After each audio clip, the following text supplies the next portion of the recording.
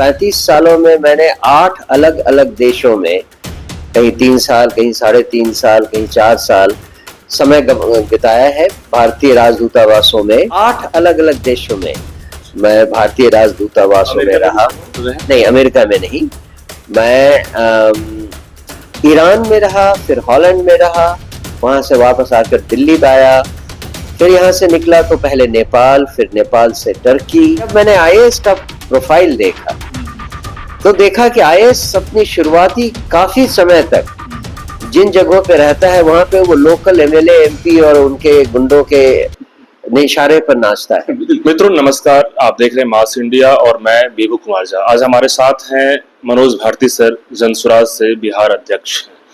और सर की प्रोफाइल बहुत लंबी है। सर से जानेंगे कि पहले का जर्नी इनका लाइफ का, उसके बाद जनसुराज में एंट्री। सबसे पहले हम जानते हैं सर का पहले का जर्नी, जो एक बड़े ऑफिसर और लंबे समय से विदेशों में सर सेवा दिए हैं, रिप्रेजेंट किए हैं हमारे इंडिया को। तो सर सबसे पहले स्वागत है हमारे चैनल में आपका। बहुत बहुत धन्यवाद और आपके दर्शकों को भी मेरी शुभकामनाएं। सर जिस तरीके से आप आईएफएस रहे और लंबे समय सेवा दिए विदेशों में और हमारे इंडिया को प्रेजेंट किए फॉरेन कंट्री में, अलग अलग जगह में, कैसे अपने जर्नी को देख रहे हैं सर? सच पूछिए तो मेरी जर्नी मेरे पुश्तैनी घर से शुरू होती है। मेरे दादाजी मधुबनी जिले में एक छोटे से गांव खिरहर में रहते थे। गांव में छोटा मोटा काम करते थे और उनका घर फूस का घर था और कच्ची दीवारों वाले फूस के घर में रहते थे। फॉर्चुनेटली मेरे पिताजी को पढ़ाई लिखाई में मन लगा तो उन्होंने गांव के स्कूल से 10वीं पास की और फिर उसके बाद पटना आकर बाकी पढ़ाई की, इंजीनियरिंग की और बिहार सरकार में इंजीनियर बने। आपके पिताजी? मेरे पिताजी मधुबनी में। सर कहाँ पे? खिरहर नाम का गांव है। खिरहर गांव? हरलाखी थाने में। अच्छा। खिरहर गांव है। तो उन्होंने मुझे, मेरे पिताजी ने मुझे, मेरी बड़ी बहन को और मेरे छोटे भाई को अच्छी शिक्षा दी। मैं पहले नेतरहाट स्कूल गया, जो अपने जमाने में बिहार झारखंड का सबसे बड़ा स्कूल हुआ करता था। 7 साल में नेतरहाट में रहा, फिर वहां से निकलकर आईआईटी कानपुर में इलेक्ट्रिकल इंजीनियरिंग करने गया और वहां से मैंने आईआईटी दिल्ली में मास्टर्स के लिए इलेक्ट्रिकल इंजीनियरिंग में दाखिला लिया। लेकिन आईआईटी दिल्ली में होते हुए ही मैंने यूपीएससी की तैयारी की थी और भारतीय विदेश सेवा, इंडियन फॉरेन सर्विस में मेरा सिलेक्शन हुआ। 1988 से लेकर 35 सालों तक मैंने भारतीय विदेश सेवा में सरकार की सेवा की है। सर आईआईटी में कितना रैंक था आपका? आईआईटी में मैं देश में नंबर 2 था। Number all India rank 2? क्या बात है। और तो यही था कि 35 सालों तक जब मैंने सर कितने साल पहले की बात बता रहे हैं जब आप आईआईटी में? 1980 to 85। 1980 to 85। तो सर उस समय मधुबनी जिले में जिस गांव से बिलोंग करते हैं, तो पढ़ाई गांव से करते थे बाहर? नहीं, हमारी पढ़ाई मेरे पिताजी के साथ साथ होती थी ना। वो चूंकि पिताजी सिंचाई विभाग में इंजीनियर थे तो छोटे छोटी जगहों पे जैसे नागी डैम हुआ, बौंसी हुआ, पंजवारा हुआ, जमुई, हवेली खड़गपुर, इन जगहों पे नॉर्मल बोरे वाले सरकारी स्कूलों में हमारी पढ़ाई हुई थी स्टार्टिंग शुरू में। तो जब मैं जमुई में था, वहाँ जो सरकारी विद्यालय है वहाँ पर मैं था, तब मेरा सिलेक्शन नेतरहाट के लिए हुआ था। 35 सालों में मैंने 8 अलग अलग देशों में, कहीं 3 साल, कहीं 3.5 साल, कहीं 4 साल समय बिताया है भारतीय राजदूतावासों में नौकरी करते हुए। रैंक कितना था सिविल सर्विस में? सिविल सर्विसेज में मेरा रैंक नीचे था, बट मुझे फॉरेन सर्विस इसलिए मिला कि मेरे ऊपर किसी ने ऑप्ट नहीं किया हमारी कैटेगरी में, तो इसीलिए सिविल सर्विसेज में पहले अटेम्प्ट में रेलवेज में था, railway personal service. It was my next attempt जिसमें कि मैं फॉरेन सर्विस में आया था। सर इतनी सारी कंसिस्टेंसी, आपने दिल्ली से आईआईटी किया, मास्टर्स भी आपने करी, उसके बाद फिर जो है सिविल सर्विसेज की फोकस आपने किया। कितना टाइम लगा सिविल फर्स्ट अटेम्प्ट या फिर नेक्स्ट?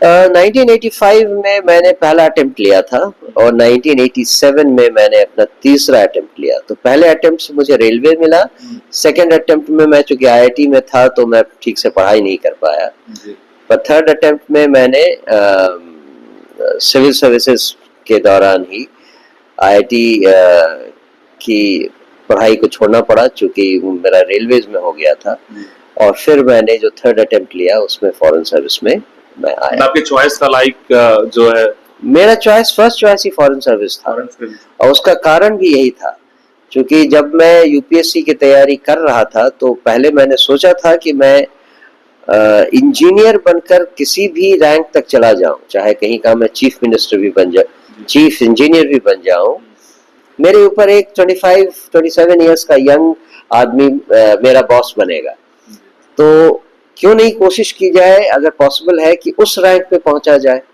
जिससे कि मैं किसी 25 साल के लड़के के अंदर चीफ इंजीनियर होकर भी काम ना करूं, ये कोशिश की जाए।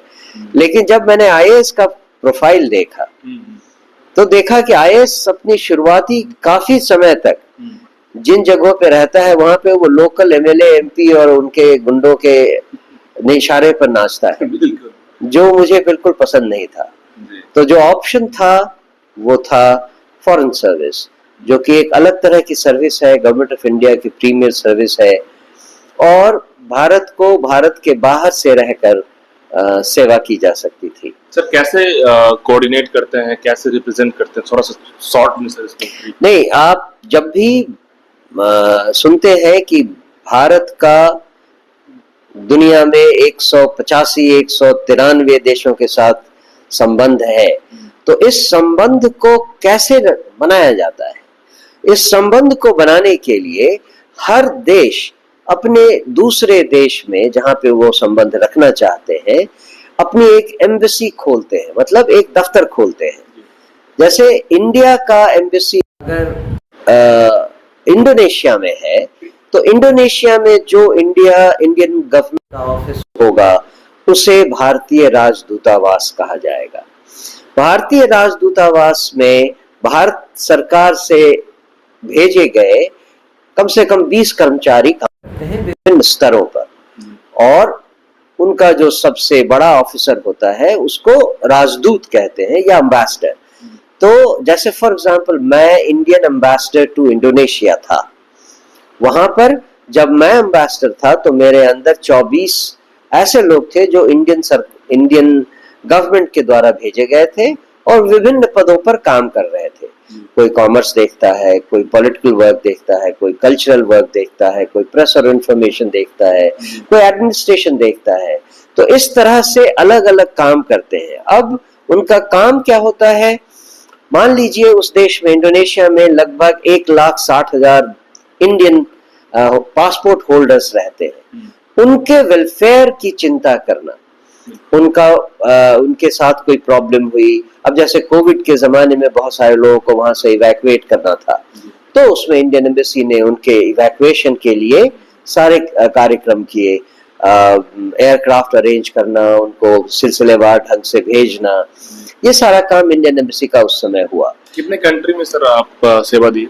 8 अलग अलग देशों में मैं भारतीय राजदूतावास में रहा। नहीं, अमेरिका में नहीं, मैं ईरान में रहा, फिर हॉलैंड में रहा, वहां से वापस आकर दिल्ली आया, फिर यहाँ से निकला तो पहले नेपाल, फिर नेपाल से टर्की से म्यांमार और वापस इंडिया आया।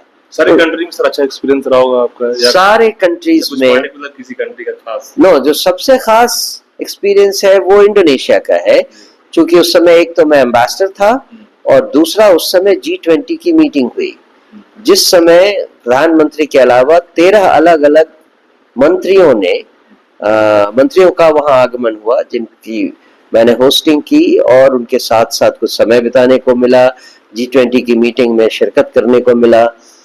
उसके अलावा इंडोनेशिया एक ऐसी जगह है जहाँ पे भारतीयों का बहुत सम्मान होता है, क्योंकि वहां पर जो भारतीय कम्युनिटी है वो बहुत एफ्लुएंट कम्युनिटी है, बहुत फील्ड्स में वहाँ भारतीयों का बोलबाला है, इंडस्ट्री, फिल्म वगैरह वगैरह। तो इसीलिए वो एक्सपीरियंस एक बहुत ही पॉजिटिव एक्सपीरियंस रहा।